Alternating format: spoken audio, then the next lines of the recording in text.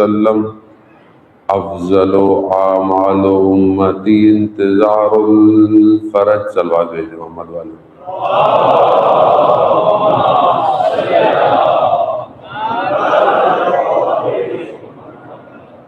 عزیزان سید الشہداء ماہ سفر المظفر، اور یہ چند روز خدا نے توفیق عطا فرمائی ہے کہ آپ مومنین کے درمیان میں حاضر ہوں اور خداوند متعال کا ذکر کیا جائے، اور ان کا ذکر کیا جائے جن کا خود خدا قرآن میں ذکر کر رہا ہے.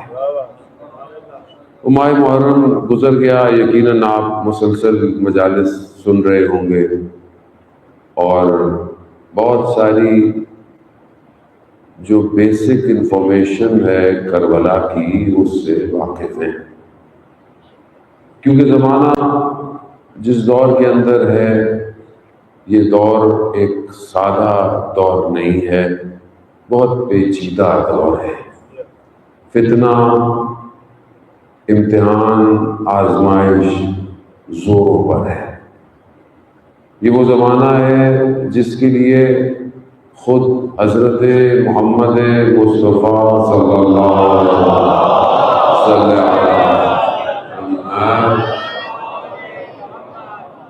خود سرکار دو عالم فرماتے ہیں اپنے اصحاب سے کہ ایک زمانہ آئے گا جب تمہاری 50 نیکیاں اور اس زمانے کی ایک نیکی ہوگی. تو اصحاب نے کہا یا رسول اللہ، ہم تو آپ کے ساتھ بدر میں، احد میں، خندق میں. کہا اس وقت ایک نیکی کرنا مشکل ہو جائے گا. اور آپ کے سامنے یہ ایسا زمانہ ہے کہ جہاں سب کرنا آسان ہے سوائے نیکی کے. کسی کو نصیحت نہیں کر سکتے، کسی کو سچی بات نہیں کہہ سکتے. حق کی بات کہتے ہوئے انسان سوچتا ہے. جھوٹ، کرپشن، معاشرہ آپ کے سامنے. وہ اس دور میں نیکی کرنا بہت مشکل کام ہے. اس دور میں آزمائش بھی اتنی ہی. تو اسی دور کے حساب سے بہرحال چند روز میں آپ کی خدمت میں حاضر ہوں. روایتی گفتگو آپ سنتے ہی رہتے ہیں اور انشاءاللہ آگے بھی سنتے رہیں گے. ہم اس دور کے اندر اگر اپنے آپ کو اکوپ نہیں کر پائے، تیار نہ کر پائے، تو وہ جو کارواں چل رہا ہے وہ نکل جائے گا. آپ یہ نہ سوچیں کہ آپ تیار نہیں ہوئے تو امام نہیں آئیں گے. ایسا نہیں.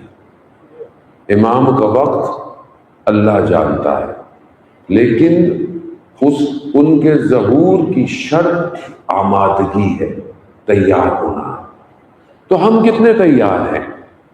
حدیث میں نے آپ کی خدمت میں کلام کی ابتدا میں پڑھی، جو خود سرکار فرماتے ہیں کہ میری امت کا سب سے افضل عمل فرج کا انتظار کرنا ہے. تو اب یہ انتظار کیسے کریں؟ ہاتھ پہ ہاتھ رکھ کے بیٹھے گئے. جیسے مجلس شروع ہو گئی تھی اور کچھ لوگ باہر بیٹھے گئے، لیکن یقیناً میرا انتظار کر رہے تھے. کچھ لوگ اندر حدیثے کے ساتھ سن رہے ہوں گے.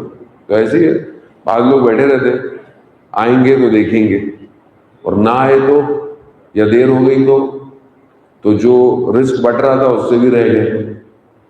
تو یہ بہت ضروری ہے کہ ایکٹیو انتظار چاہیے، پیسیو انتظار نہیں چاہیے. میں معذرت چاہتا ہوں، پر میری مجلس جوانوں کے لیے ہوتی ہے، تھوڑا مجھے مشکل ہوتا ہے تھوڑی بڑی عمر کے لوگوں تک بات کرنا، لیکن بہرحال بزرگ ہماری مجالس کی زینت ہوتے ہیں اور انہی کی وجہ سے آج عزاداری قائم بھی ہے جو انہوں نے محنت کی ہے. لیکن ایکٹیو انتظار چاہیے، پیسیو انتظار. یعنی ایکٹیو کون ہوتا ہے؟ ایکٹیو وہ ہوتا ہے جو خود انیشیٹو لیتا ہے، خود سٹارٹ کرتا ہے. پیسیو بیٹھا رہتا ہے، دیکھتا ہے، کچھ ہوگا تو دیکھا جائے گا. مثلاً لائٹ چلی گئی، جب جائے گی تب دیکھیں گے. ایکٹیو یہ نہیں ہوتا، ایکٹیو ہوتا ہے جنریٹر کام کرتا ہے، ساؤنڈ سسٹم ساری چیزوں کو اٹیچ کرتا ہے، جائے گی تو ایکٹیو ہے. وہ زندگی بھی ہماری ایسی ہے، ہم اپنی زندگی میں باقی معاملوں میں بڑے ایکٹیو ہیں سوائے امام کے انتظار کے. باقی ساری چیزوں میں ہم ایکٹیو، اپنے کام کرنے میں بہت ایکٹیو ہیں، لیکن امام کے لیے کتنی ایکٹیویٹی ہے. میں بس اپنے اول کلام میں آپ کی خدمت میں عرض کروں، ہماری مجلس فرقے کی مجلس نہیں ہے، ہماری مجلس کا تعلق امت سازی سے ہے. وہ امت جس کے لیے اللہ نے رسول کو بھیجا تھا، اللہ نے رسول کو فرقوں کے لیے نہیں بھیجا تھا. فرقے بعد میں بنے، اللہ نے رسول کو امت کے لیے، اور رسول بھی امت کی شفاعت کریں گے. روز محشر رسول کس کی شفاعت کریں گے؟ امت کی کریں گے. کہیں لکھا ہے فرقے کی شفاعت کریں گے؟ تو یہ امت کب بنے گی؟ اور وہ جو غیبت کے پردے میں ہے وہ امام ہے. اب چاہے وہ کسی کا بھی ہو، اہل سنت کے یہاں پیدا ہوں گے، اہل تشیع کے یہاں غیبت میں ہیں، اور زندہ جتنے ادیان ہیں ان کے ہاں بھی شخص ایک ہی ہے، نام مختلف ہے. تو اب وہ جو پردہ غیبت میں ہے یا جو آئے گا وہ کون ہے؟ امام.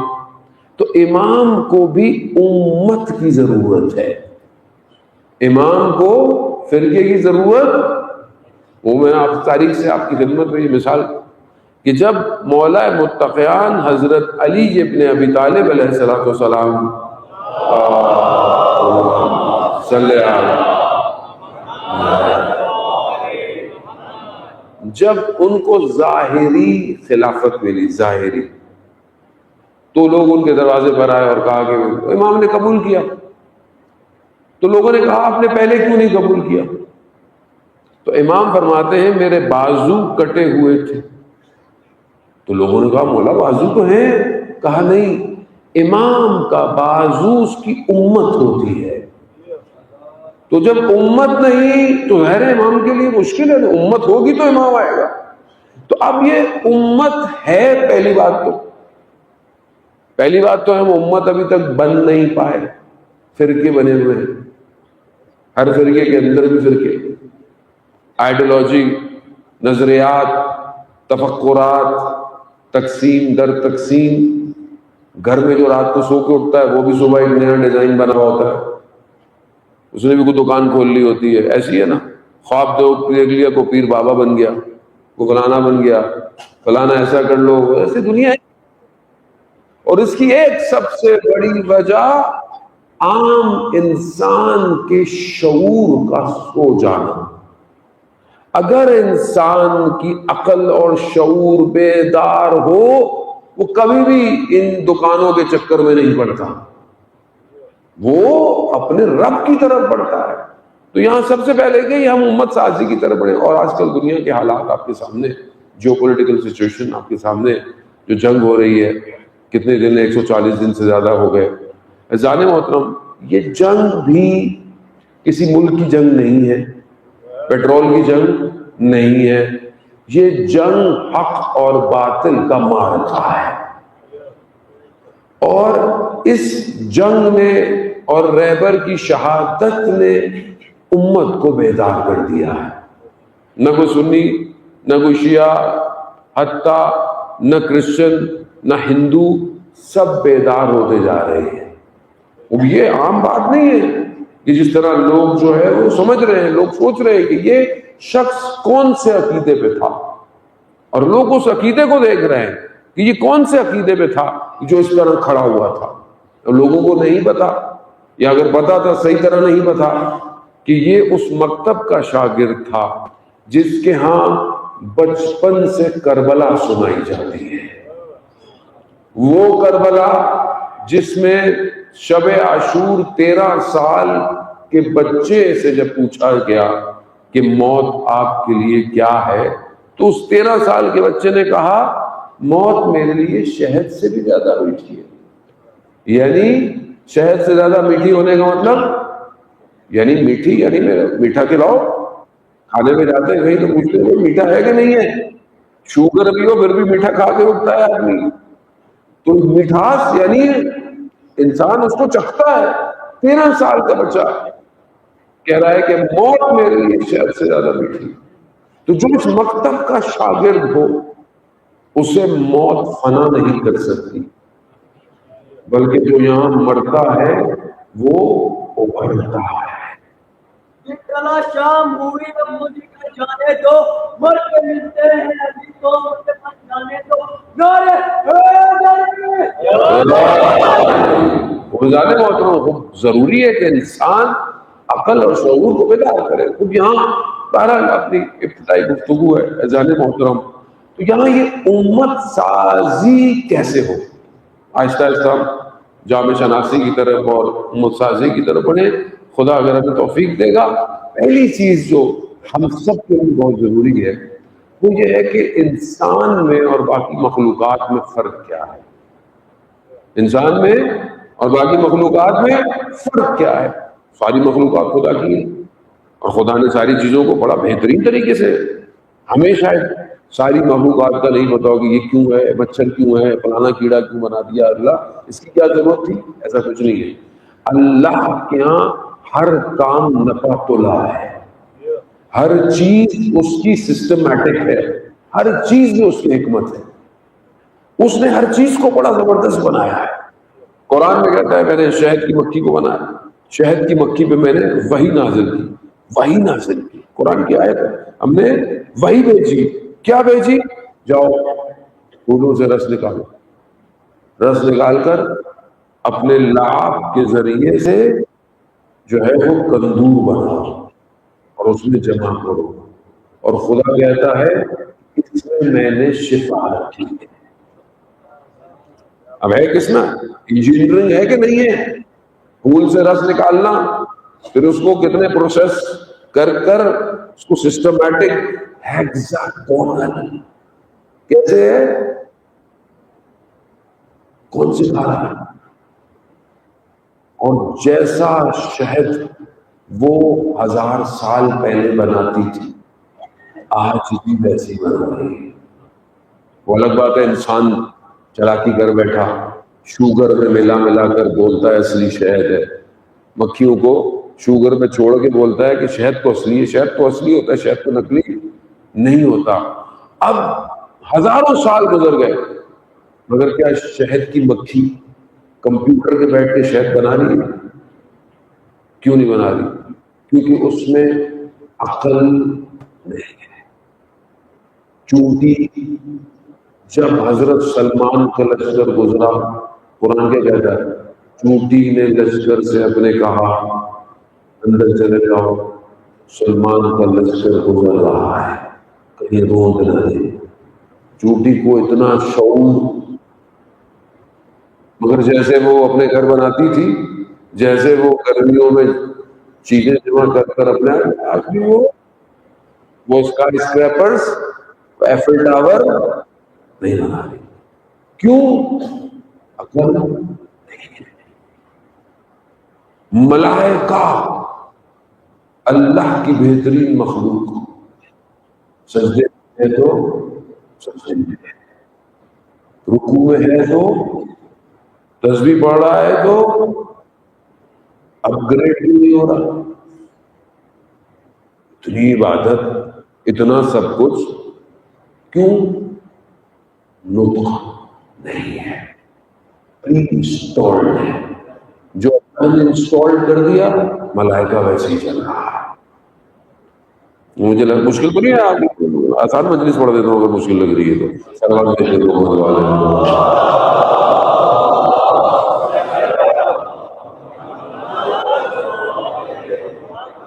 ملائکہ افضل ہے، ایسا نہیں ہے خدا ناراض کا ملائکہ کو نیچے سمجھنے لگ جائے. ملائکہ افضل ہے، وہ بھی حضرت جبرائیل جیسی ہستیاں جو پروردگار کا پیغام لے کر آ رہے ہیں، لیکن جو پیغام دیا ہے وہی کرنا ہے. آگے پیچھے کسی ملائکہ نے مشورہ، صرف انسان ایسا ہے جسے اللہ نے ایک خاص چیز عطا کی. اور یہ چیز کیا ہے؟ پہلے تو وہ جو چیز ہے پہلے اس کو تھوڑا سا کہ 6000 سال تک ابلیس عبادت کرتا رہا. دنیا کائنات کا کوئی اس نے جگہ نہیں چھوڑی جہاں اس نے عبادت کی. تو ابلیس توحید پرست تھا یا نہیں تھا؟ اللہ کو مانتا تھا. ابلیس سے زیادہ کوئی اللہ کو مان سکتا ہے؟ تو اب یہ کہنا اللہ ہمارے لیے کافی ہے تو ابلیس کے لیے بھی کافی ہے. تو بات اس کے بعد کی ہے. اتنی عبادت کے بعد اللہ نے کہا خاک مٹی سجدہ کرو. اتنی عبادت کرتا ہوں تو سوچنا نہیں چاہیے تھا نا کہ بھائی اللہ کی عبادت کر رہا ہوں, اللہ کہہ رہا ہے. نہیں, کیا کہا؟ خلقتنی من نار, مجھے آگ سے لگا. اس کو تین سے یعنی خاک سے, میں اس سے بہتر ہوں. پہلا گناہ اللہ کے مقابلے میں انانیت اور تکبر, اور تمام گناہوں کی جڑ تکبر, انا پرستی. میں سب سے بہتر, میں وہ, مجھے زیادہ آتا ہے, مجھے زیادہ پتا ہے. بس جو میں آئے اس کی کہانی تمام, میں بہتر. مگر اسے یہ سمجھ میں نہیں آیا کہ اللہ کا امر تھا. اللہ کا امر تھا, کوئی اور تھوڑی کہہ رہا تھا سجدہ کرو, اللہ کہہ رہا تھا سجدہ کرو. اور خدا کہہ رہا ہے کہ میں نے اس میں اپنی روح کو پھونکا ہے, میں نے اسے کچھ نام یاد کروائے ہیں, میں نے کچھ دیا ہے اس کو. اب ہمیں نہیں پتا, جانے محترم, بہرحال بہت ساری چیزیں بہت کھل کے نہیں ہوتی ہیں. اب کوئی چیز ایسی تھی ابلیس جس کو سمجھتا تھا, اور وہ بھی شاید نہیں چاہتا ہو, وہ چیز اسے نہیں ملی, تو اس نے مگر خدا کو نہیں مانتا تھا. جو اتنا توحید پرست ہو وہ خدا کو تو مانتا ہوگا. 6 دن آپ نوکری کریں کسی کی بھی, جیسا بھی ہو, ہفتے 10 دن بعد آپ کو جو بھی کہے مانتا تو ہے نا. چلو کہتا ہے یار بندہ چلو نوکری کرتا ہے, اس کی بات مان لو. یا کوئی شخص ہو, بزرگ ہو معاشرے کا, جس کا آپ احترام کرتے ہو اتنے عرصے سے, کوئی آپ کو بات کہتے ہو آپ کو سمجھ میں نہ آئے, چلے یار بزرگ ہے, احترام کی بات مان لیتا ہوں. 6000 سال عبادت کر کے خدا کو پہچاننے والا توحید پرست اللہ کی بات نہیں مان سکتا تھا تھوڑی دیر کے لیے.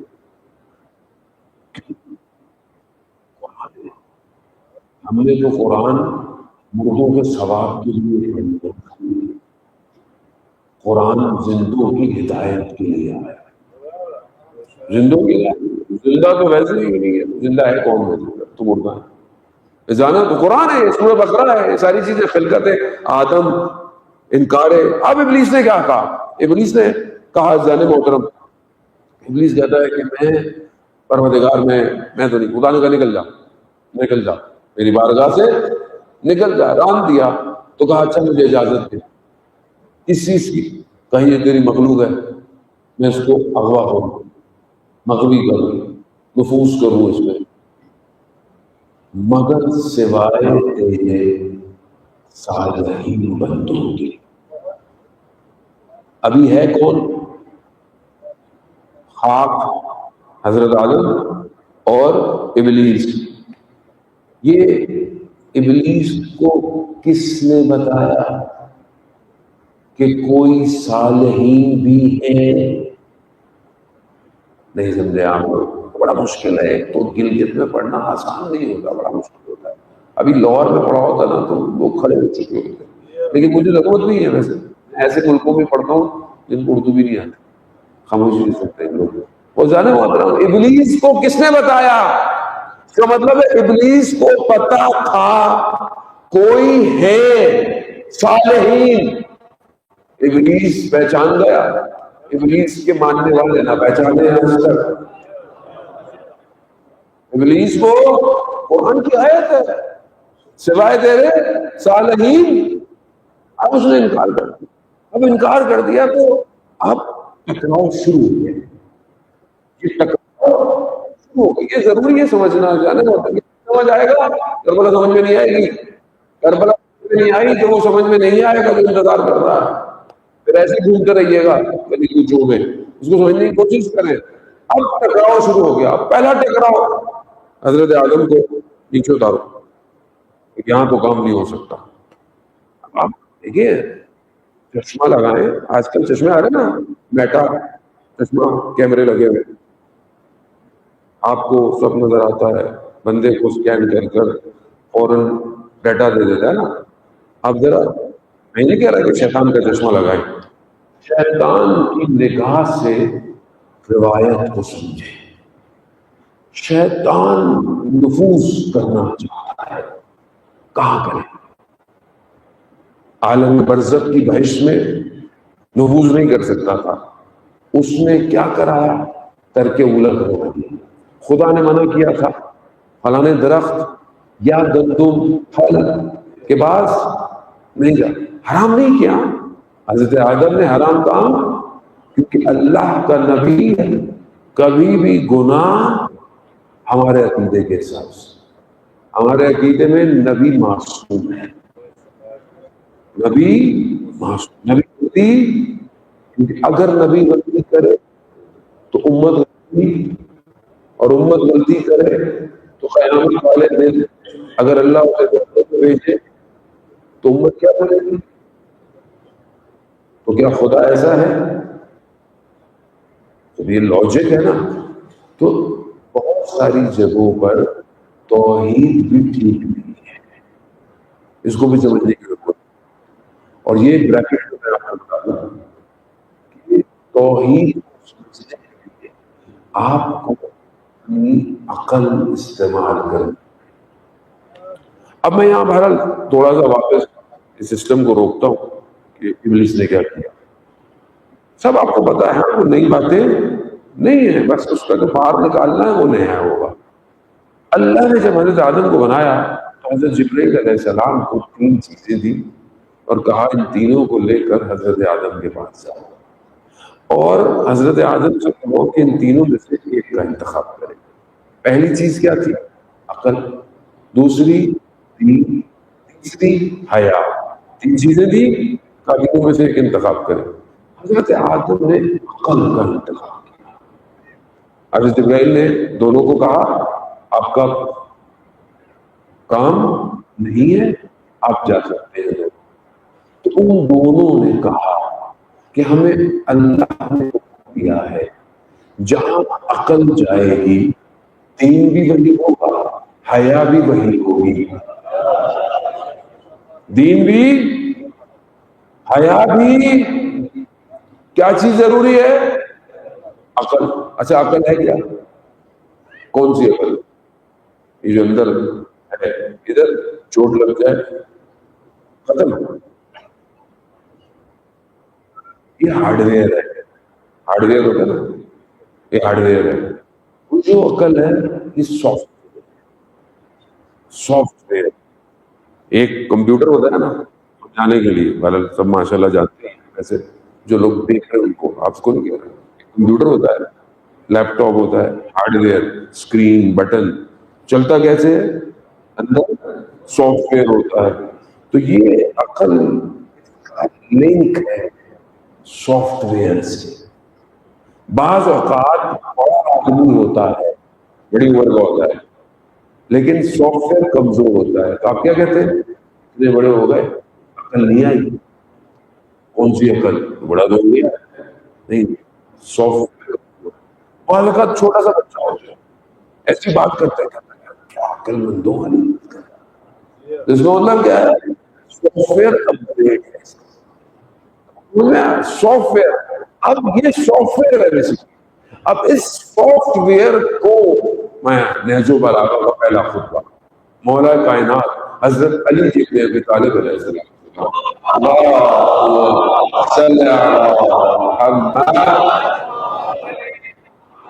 مولا متقیان اپنے پہلے خطبے میں توحید، عدالت، نبوت، جب نبوت پہ بات کرتے ہیں، نبوت کی صفت بیان کرتے ہیں، نبوت کی کوالٹی کہ اللہ نے انبیاء کو اس لیے بھیجا جو دفن شدہ عقلیں تھی وہ دھارن کرنا چاہیے. یعنی کون سی عقل؟ یہ عقل نہیں، وہ جو سافٹ ویئر تھا وہ جہالت کی وجہ سے دفن ہو گیا تھا. دفن ہو گیا تھا نا. بتوں کی پوجا، بغیر لباس کے طواف، زندہ بیٹیوں کو عقل مند آدمی کرے گا؟ عقلیں دفن ہو چکی تھی. نبی کا کام یہ تھا ان عقلوں کو باہر. بعزت کا مقصد عقلیں باہر نکلے. عقل ہی نے، اب عقل نے کیا کیا؟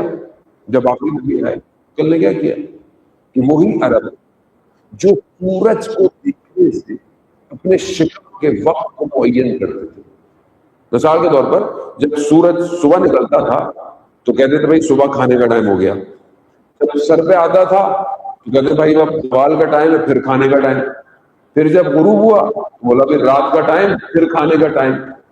عقل نے کیا کیا؟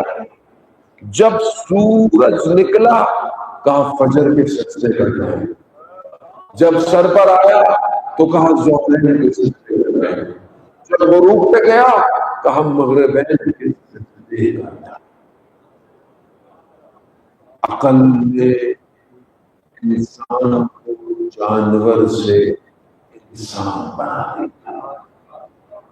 ایسے ہی ہے نا کہ کھانا جانور بھی کھاتا ہے، لذت بدن کی جانور بھی کرتا ہے، سوتا جانور بھی ہے، سارے کام جانور کرتا ہے. تو فرق کیا ہے اس میں؟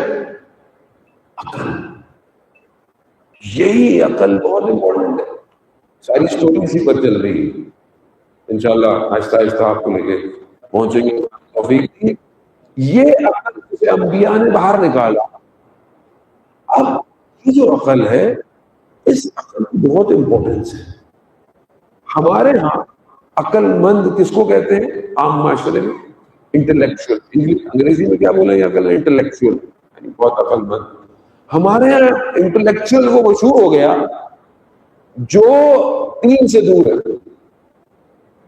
4 کتابیں پڑھ گیا، ماسٹرز کر لیا، تھوڑا ادھر ادھر دنیا دیکھ لی، انٹلیکچوئل ہے.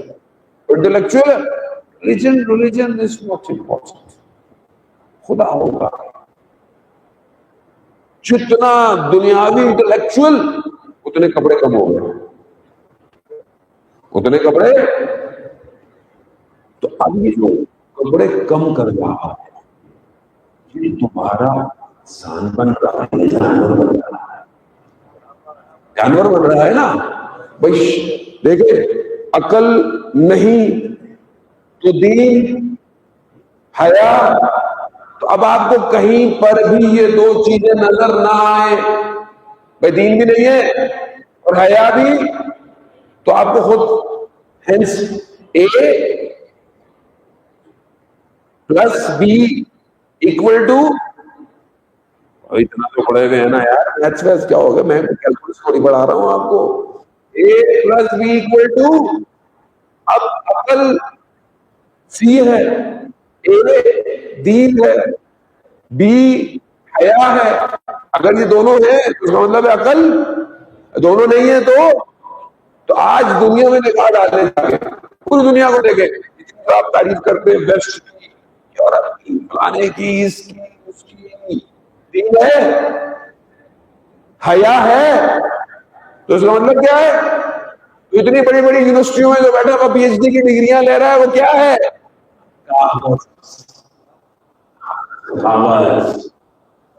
یہ تمہیں انسانیت نہیں سکھا سکتا، یہ تمہیں ہیومن رائٹس کے درس نہیں دے سکتا، یہ تمہیں کامیابی نہیں دے سکتا. اور تم اسی کو بیٹھے ہوئے دیکھ رہے ہو یوٹیوب پہ، انسٹاگرام پہ، ٹک ٹاک پہ. کی لاگر کو فالو کر لوں، اس ایکٹر کو فالو کر لوں، فلانے بلینئر کو دیکھ لوں، فلانے بلینئر کو دیکھ لوں. بھائی اللہ معیار دے رہا ہے کہ اگر دین ہے، حیا ہے تو عقل، اگر عقل ہے تو انسان ہے. انسان ہی نہیں تو جانور کیسے چلتے ہیں؟ اللہ اکبر، اللہ اکبر۔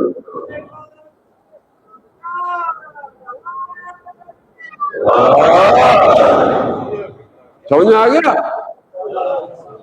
پوری دنیا اللہ صلی علی محمد، تو جانے والا دنیا آج ٹھیکیدار بنی ہوئی ہے۔ یہ وہ کدھر ہے کون؟ یہی تو فارمولا ہے، جس کے پاس کربلا ہو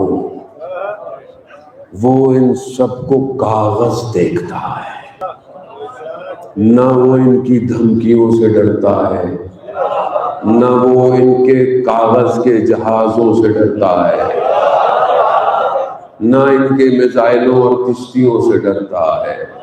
وہ پتہ ہے یہ تو انسان ہی نہیں، اور یہ کیا انسان کا مقابلہ کریں گے، اور وہ بھی اس انسان کا کہ جو کرار کے ماننے والے ہوں، غیر فرار کے ماننے والے۔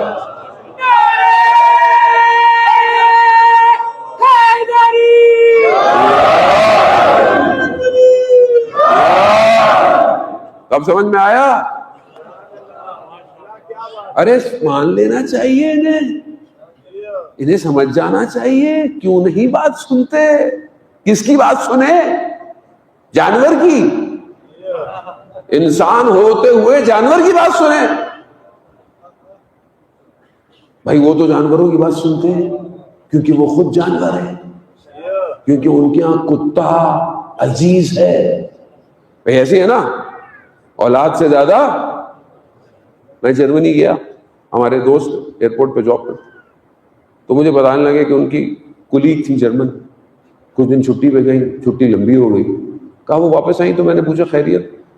کہا وہ میری والدہ کا انتقال ہو گیا تھا دوسرے شہر میں۔ اچھا، تو اس میں لگ گئی، تو کہا بس والدہ کی ایک نشانی تھی تو میں اسے اپنے ساتھ لے آئی۔ تو انہوں نے کہا کہ شاید والد کی بات کر رہی ہوگی، تو کہا والد صاحب؟ کہا نہیں، انہیں تو میں اولڈ ہاؤس میں چھوڑ آئی۔ تو کہا کون سی نشانی؟ کہا ایک کتا۔ تو جس معاشرے میں کتے کے حقوق ہو، انسان کے حقوق، تو پھر میں آپ کو کیا بتاؤں گا؟ تو اب ان سے کیا ڈرنا؟ کتا تو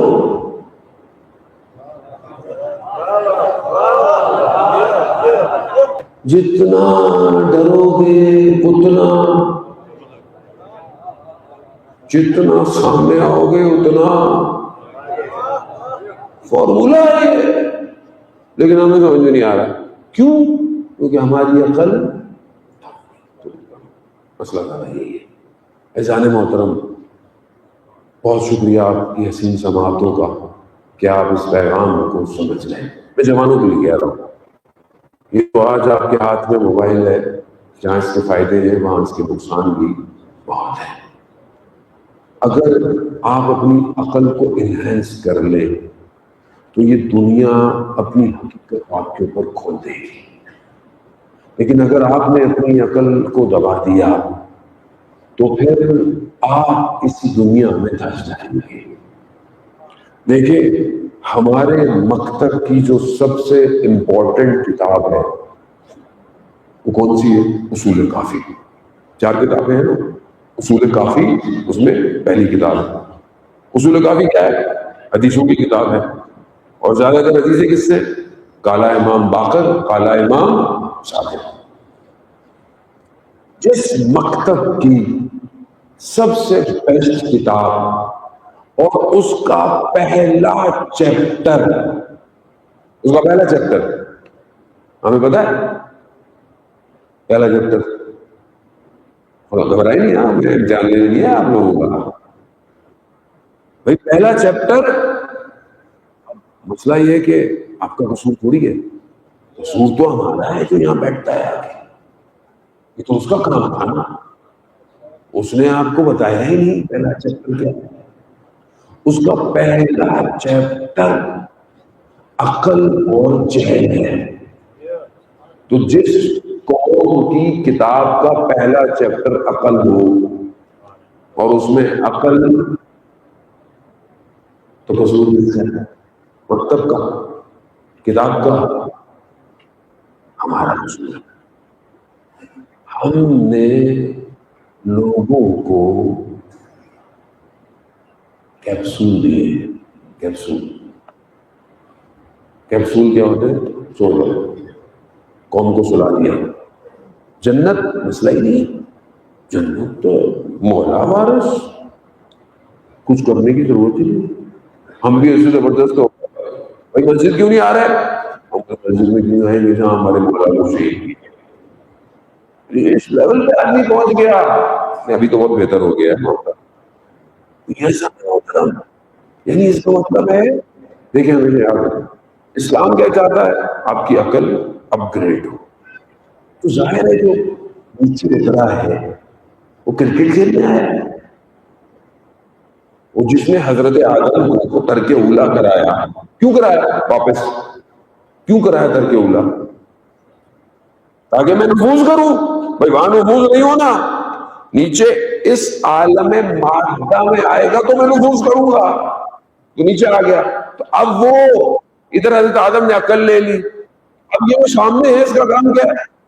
عقل کو سلاؤ، عقل کو دباؤ. اب وہ ابلیس کہاں ہے؟ کرکٹ کھیلنے کو نہیں آیا، فٹ بال کھیلنے کو نہیں آیا. آج کل تو آپ لوگوں نے فٹ بال دیکھا ہوگا بہت.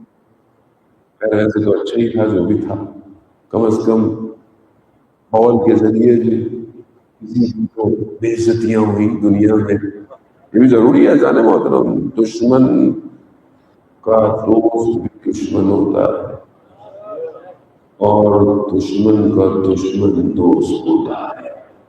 اس فارمولے سے تو بھائی بہت بہترین تھے وہ لوگ. ظاہر ہے کتنے چھوٹے چھوٹے سے پلیئر تھے، کیا انہوں نے بےعزتی کی ہے. شاید ان کو بھی پتا چل گیا تھا کہ یہ پتا چل گیا تھا. جانے محترم اب ابلیس نیچے اترا ہوا ہے تو اس کا کام کیا ہے؟ عقل کو اب خاص چیز کے پیچھے اس دنیا میں خاص چیز زیادہ نہیں ہے میرے پاس، تھوڑا سا آج آگے لے کے چلیں. پہلا قتل زمین پر کس کا ہوا؟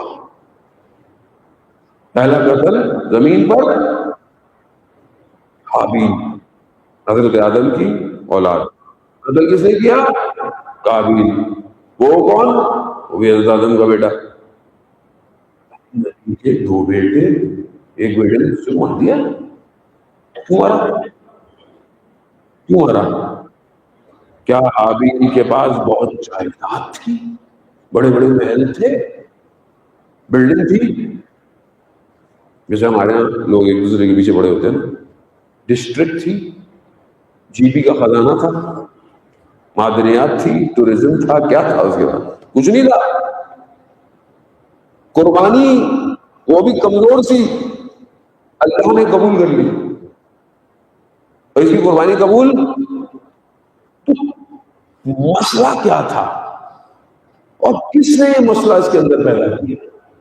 بھائی دیکھیں مثال کے طور پر آپ نے کچھ لوگوں کو زندگی میں نہ دیکھا ہو، یا کوئی پھل کبھی دیکھا ہی نہ ہو، نہ ذائقے کا پتا ہو، تو اب آپ سے یہ کوئی توقع کرے گا کہ افریقہ کے فلانے ملک میں فلانا پھل ہے؟ اگر کوئی وہاں سے لائے اور آپ کو چکھائے، آپ کو کھلائے، تو آپ کو رنگ بھی پتہ چل جائے گا، ذائقہ بھی پتہ. اب روئے زمین پر نہ نفرت تھی، نہ حسد تھا، نہ کینہ تھا، نہ بغض تھا. تو کس نے قابیل کے اندر نفوذ کیا؟ وہی جو قسم کھا کے وقت لے کے نیچے آیا. اب اس کو حابیل سے کیا مسئلہ تھا؟ اب اس کو پکچر کو ایسے دیکھیں، قابیل نہیں ہے، قابیل تو فرنٹ مین ہے، بیک پہ کون ہے؟ ابلیس۔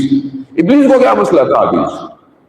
ابلیس کو وہی مسئلہ تھا قابیل سے جو اسے حضرت آدم سے تھا، کہ کوئی ایک خاص چیز ہے جو حضرت آدم کو ملی، اب قابیل کو مل رہی ہے۔ اس نے قابیل کو بولا مار دو، یہ چیز قابل ہے۔ کہانی ختم نہیں ہوئی، کہانی چل رہی ہے، قرآن چل رہا ہے، آگے بڑھے۔ حضرت موسیٰ پیدا نہیں ہوئے، فرعون کو خبر ملی ایک بچہ پیدا ہونے والا۔ فرعون کو کس نے خبر دی؟ اور خبر کیا تھی؟ ایک بچہ، بچے تو پیدا ہوتے رہتے، مسئلہ کیا تھا؟ کہا نہیں، یہ بچہ تمہاری حکومت کو ختم کر دے گا۔ کس نے خبر دی؟ قرآن میں بتا تو رہا ہوں، مسئلہ تو سارا یہی ہے۔ قرآن لوریوں سونے کے لیے نہیں ہے، جاگنے کے لیے ہے قرآن۔ مسئلہ تو یہی ہے کہ پڑھے کون قرآن؟ مولانا صاحب ٹک ٹاک انسٹاگرام سے ٹائم نہیں ملتا، نہیں کون پڑھے گا قرآن؟ مسئلہ تو ذرا یہی ہے نا۔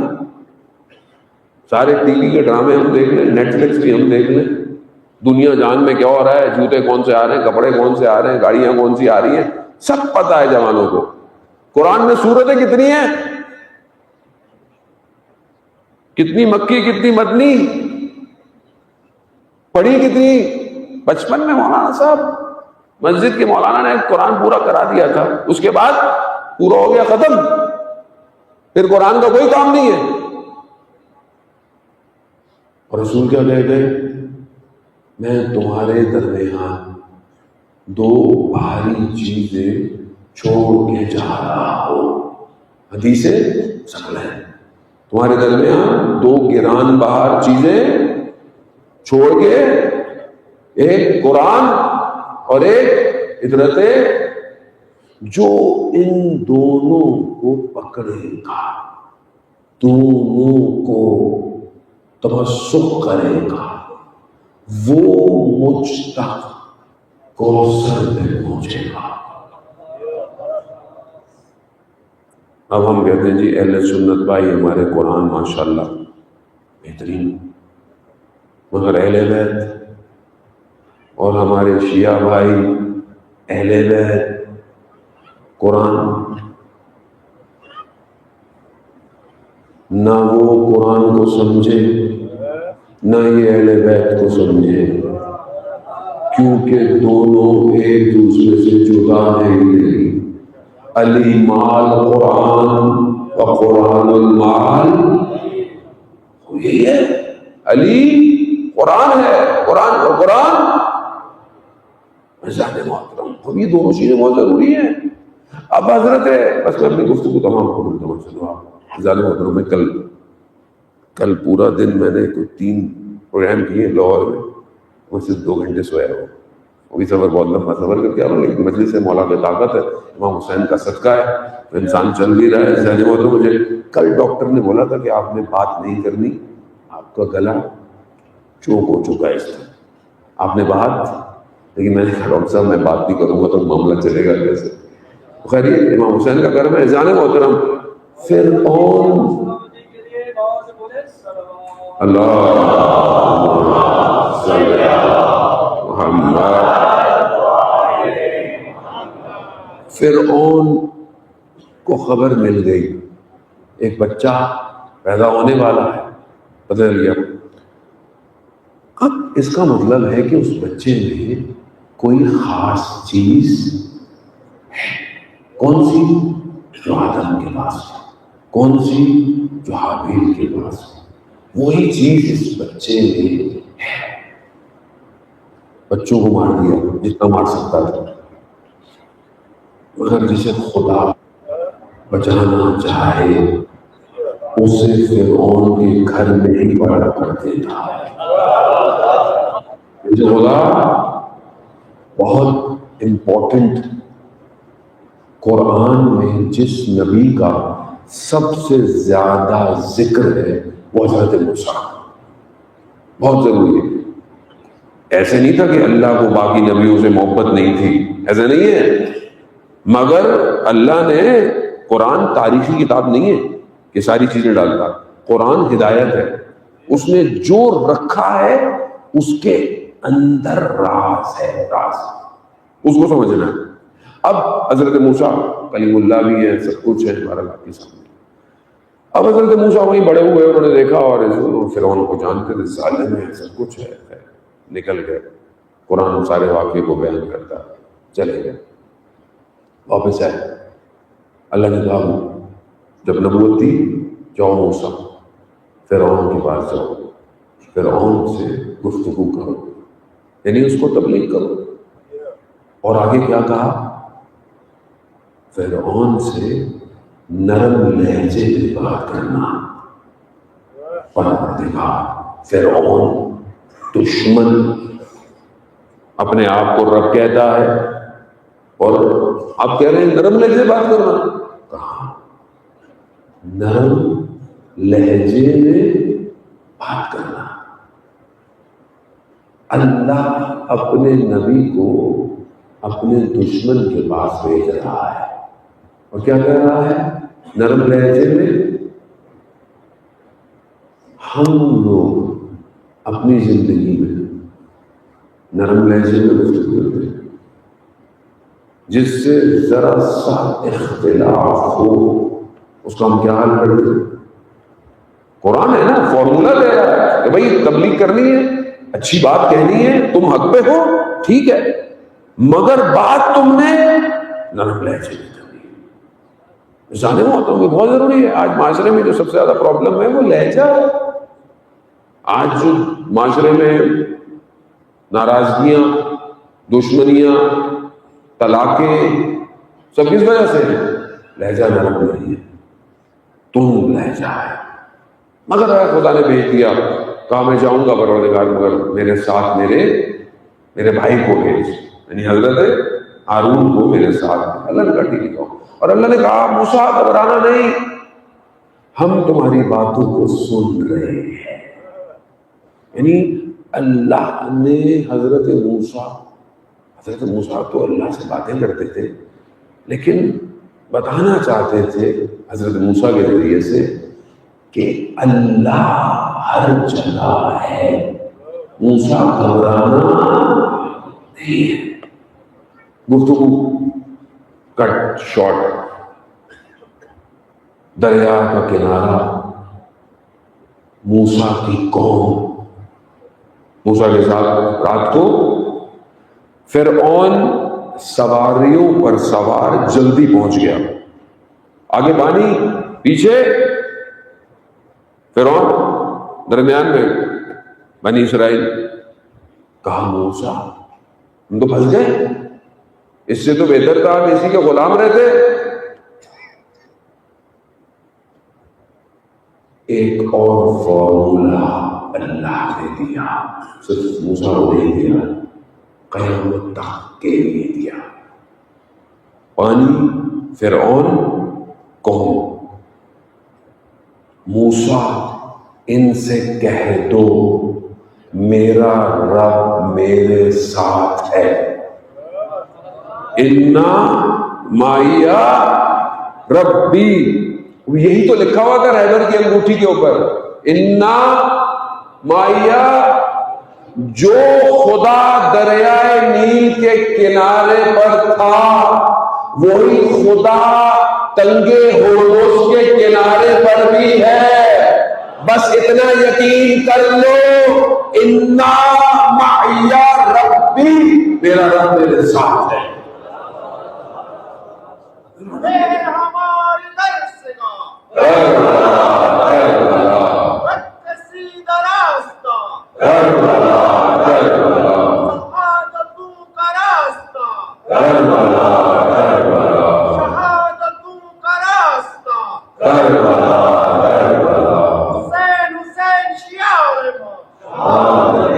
افتخار ہے ماں، حسین حسین شیار ماں، شہادت افتخار ہے ماں، شہادت شہادت سعادت سعادت شہادت شہادت سعادت سعادت ظالم فارمولہ ہے، مگر بات یہ ہے کہ قرآن کو نہ صرف پڑھو، اندر اتارو تو آیتیں تمہارے لیے بھی بولیں گی. ایسے تھوڑی شرمیزے پر بھی قرآن کی آیات کی تلاوت کر رہا ہے. میں جانتا ہوں لٹا ہوا کارواں شام کے بازار سے گزرتا، بہت مشکل ہوئی. کتنا بہترین سلام پڑھ رہے تھے کہ امام حسین فرش سے اترے، یقیناً زمین ڈھونڈ رہی ہے حسین کہاں ہے.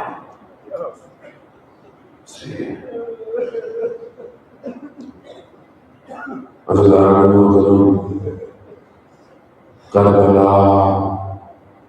کربلا میں مان اگر زینب نہ ہو، کربلا میں رہ جاتی اگر جناب زینب نہ ہوتی. بکھر جانا یقیناً سخت تھا، مگر ان بکھرے ہوئوں کو نیزوں پہ سر لے کر کوفہ اور شام جانا اور سخت تھا. 28 رجب جب امام تیاری کر رہے ہیں، شب 28 کو نکلے ہیں نا، تو امام کے پاس نام ہے جو جائے گا. تو جناب زینب نے دیکھا میرا نام نہیں ہے. کہا بھیا میرا نام، کہا آپ کا شوہر زندہ ہے، امام ہے نا، شریعت کا پاسدار ہے. کہا شوہر سے اجازت نہیں، اور شوہر مریض ہیں آپ جانتے ہیں جناب زینب، غش کی حالت میں بستر پہ ہے. میری کمرے میں گئی، گریا شروع کیا، سسکیاں آنکھ سے آنسو ٹپکا، اور وہ آنسو جناب عبداللہ جعفر کو لگا. آنکھ گئی. کہا شہزادی کیوں رو رہی ہے؟ کہا بھائی مدینہ چھوڑ رہے ہیں. تو کہا پھر؟ کہا آپ کو پتا ہے میں بھائی کے بغیر نہیں رہ سکتے. کہا تو ہاں جائیں، یہ تو ہمارے نکاح میں شرط تھی کہ جب حسین جائیں گے تو آپ ساتھ جائیں گے. بی بی اٹھ کے جانے لگی. کہا رکیے، کہ یہ 2 نشانیاں میری طرف سے بھی لے جائیں، جب ضرورت پڑے تو انہیں قربان کر دیجیے گا. اللہ جناب زینب، آسان نہیں تھا مدینہ چھوڑنا، آسان تھا. وہ مدینہ جہاں امام حسین نے اپنے نانا کے ساتھ زندگی گزاری، وہ مدینہ جہاں ماں پر جلتا ہوا دروازہ گرا ہوا ہے، وہ مدینہ جہاں ماں دیواروں کے سہارے سے چلتی ہے، وہ مدینہ جہاں رات کی تاریکی میں ماں کا جنازہ ہو، وہ مدینہ جہاں بھائی حسن کے جنازے میں تین. آسان نہیں، بہت مشکل. ایک صحابی ہے جو بزرگ ہے اور اہل بیت کا پڑوسی ہے، بزرگ ہونے کی وجہ سے کان ضعیف ہے، اونچا سنتا ہے، حتیٰ بجلی کی گرجنے کی آواز بھی نہیں آتی. 28 رجب کی رات کو سوتے سوتے ہو گیا. زوجہ نے پوچھا کیا ہوا؟ کہا مجھے بجلی کے گرجنے کی آواز نہیں آتی مگر کچھ بیویوں کے رونے کی آواز آ رہی ہے. کون رو رہا ہے؟ کہا علی کی بیٹیاں ہیں، مدینہ چھوڑ کر جا رہی ہے. محترم سواریاں چل پڑی. بس اختصار سے چند منزلیں آپ سلطنوں سے ہوا. مصائب آپ سنتے رہتے. روزے عاشور آئی. جتنے بھی بدن آتے تھے امام حسین انہیں اٹھا کے لاتے تھے. جناب زینب کھڑی ہوتی تھی تاکہ کہیں یہ بھائی کو محسوس نہ ہو کہ بہن ساتھ نہیں ہے. لیکن جب اونو محمد کا بدن آیا دیکھا زینب نظر نہیں آتی. خواتین سبزی خیموں میں کہیں بے ہوش نہ پڑی ہو. اب خیموں میں جا کے کیا دیکھا؟ جناب زینب کا سر سجدے میں اور کہہ رہی ہے پروردگار 2 نشانیاں بھیجی تھی، 2 نشانیاں بھیجی تھی، اسے اپنی بارگاہ میں قبول کر لے. خواتین نے کہا شہزادی اونو محمد آ گئے. بی بی گھبرا گئی. اونو محمد کو تو میں نے شہادت کے لیے بھیجا، یہ آگے سے جا کر کیا دیکھا؟ ایک طرف اون کا بدن ہے، ایک طرف محمد کا بدن. بیوی نے درمیان میں سجدہ کیا، خدا کی بارگاہ میں شکر کیا، مگر اونو محمد کو گریہ نہیں کیا. گریہ نہیں کیا. وقت گزر گیا. عصر عاشور کا وقت قریب ہوا. بھائی بہن کے خیمے میں آیا. بہن سے ودا ہوا، جدا ہوا. سواری پہ بیٹھے، سواری چلنا شروع ہوئی. جیسے ہی چلنا شروع ہوئی بہن خیمے سے باہر، پیچھے پیچھے، اور فرماتی ہے محلن محلن یبرزا، آہستہ چلو ذرا کھیلا، آہستہ. پکارا بھی تو ماں کے نام سے پکارا. بیوی جانتی تھی اب میرا بھائی گیا تو واپس نہیں آئے گا.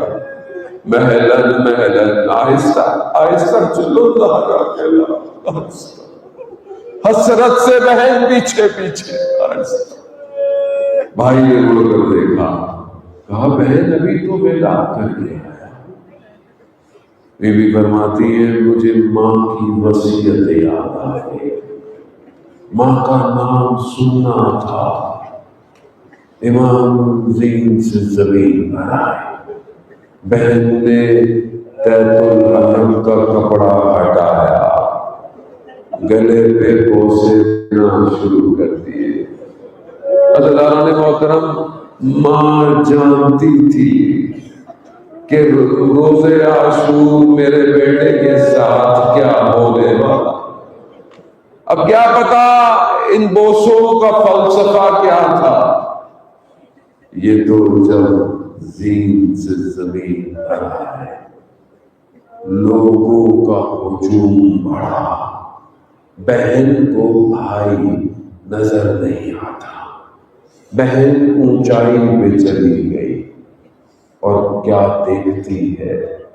شمر جالس علی صدر، شمر سینے پر بیٹھا کند خنجر سے وار کر رہا تھا.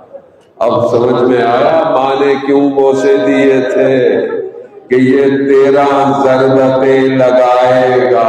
عزیزان محترم، شاعر اپنی زبان میں کہتا ہے کہ خیموں سے قتل گاہ تک دوڑتی رہی. جب پہنچی تو دیر ہو چکی تھی. شمر کے ہاتھ میں سر تھا، جب پہنچی تو دیر ہو چکی تھی، اور ایک ضعیفہ ماں مدینہ سے چلی تھی، جب پہنچی تو دیر ہو چکی تھی، اور کٹی ہوئی رگوں سے خون ٹپک رہا تھا، ہاں مگر جب پہنچی تو دیر ہو چکی تھی۔ اللہ لعنت اللہ